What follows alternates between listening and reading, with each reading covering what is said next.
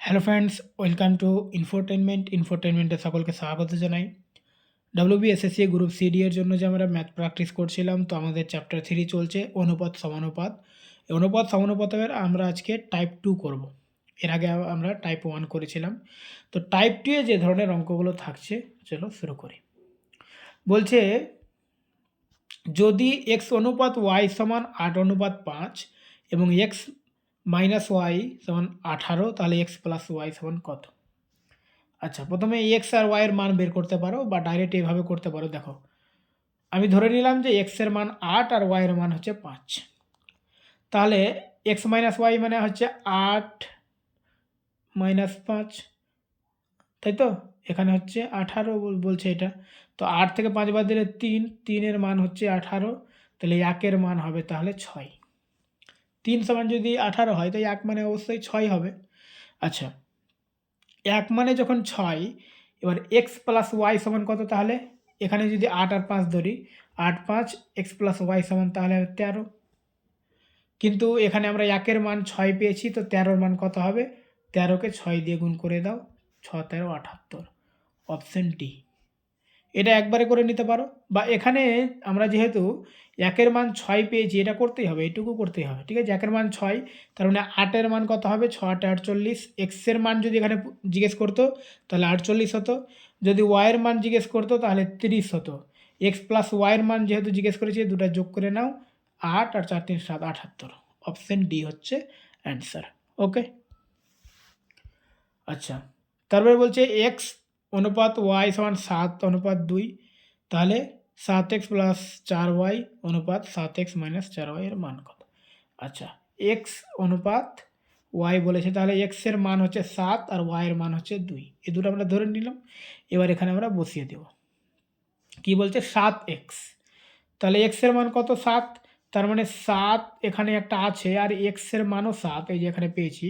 তাহলে 7 7 49, গুণ দিয়ে রাখলাম, যোগ 4, 4 বসিয়ে দিলাম, ওয়াই এর মান হচ্ছে 2, তো গুণিত 2 অনুপাত আবার 7x, তো 7 গুণিত 7 মাইনাস, এবার 4টা বসিয়ে দিলাম, ওয়াই এর মান কত? 2, তো এখানে আমরা 2 বসিয়ে দিলাম। ক্যালকুলেশন করো, 7 7 49 যোগ 8 আর 7 7 49 বিয়োগ 8, তাহলে 49 আর 8 হচ্ছে 57, আর 49 থেকে 8 বিয়োগ করলে হবে 41, অপশন বি হচ্ছে অ্যান্সার।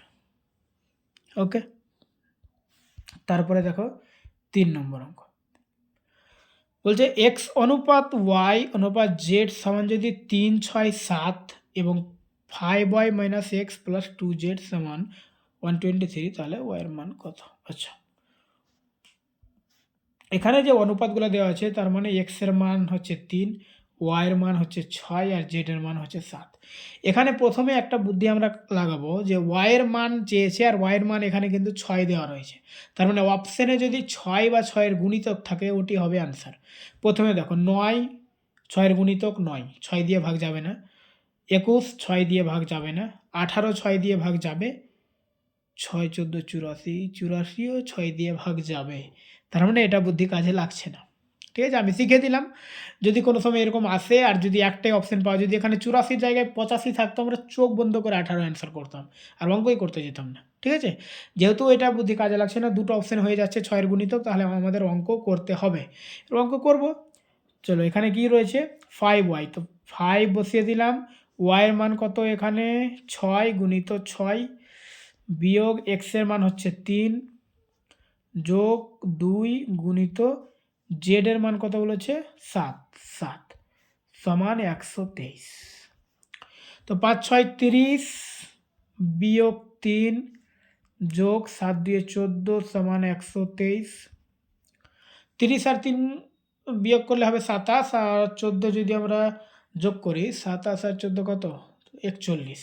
তো 41 সমান হচ্ছে 123। তো 1 সমান তাহলে কত হবে? 123কে 41 দিয়ে ভাগ করো, তাহলে 3 1 কে 3, 3 4 12, মানে 1 সমান হচ্ছে 3, তাই তো? আচ্ছা, এখানে ওয়াই এর মান 6 বলেছে, আমি সবটার মান বের করে দেখাচ্ছি। এবার দেখো, 1 মানে হচ্ছে 3, তাহলে এক্স এর মান হচ্ছে 3 3 9, ঠিক আছে? ওয়াই এর মান হচ্ছে 3 6 18, তো কাটাকাটি হয়ে গেল। আর এখানে 7 আছে, তো জেডের মান হচ্ছে 3 × 7 = 21। 3 জায়গায় বসালাম। তো আমাদের চেয়েছে ওয়াইয়ের মান 18, অপশন সি হচ্ছে অ্যান্সার। ওকে? যদি এক্সের মান চাইতো তাহলে 9 হতো অ্যান্সার। যদি জেডের মান চাইতো তো 21 হতো অ্যান্সার। চাইতেই পারে, কোনটা চাইবে সেটা পরীক্ষক জানে, পরীক্ষায় কীভাবে আসে। ঠিক আছে? শিখে রাখো। তারপরে বলছে যদি 5t + 3u অনুপাত 5t - 3u = 5:3, t অনুপাত u এর মান কত?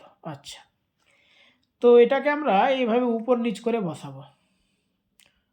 t + 3u 5t - 3u আর এখানে 5 আর 3 কী করবো? কোনাকুনি গুণ করবো।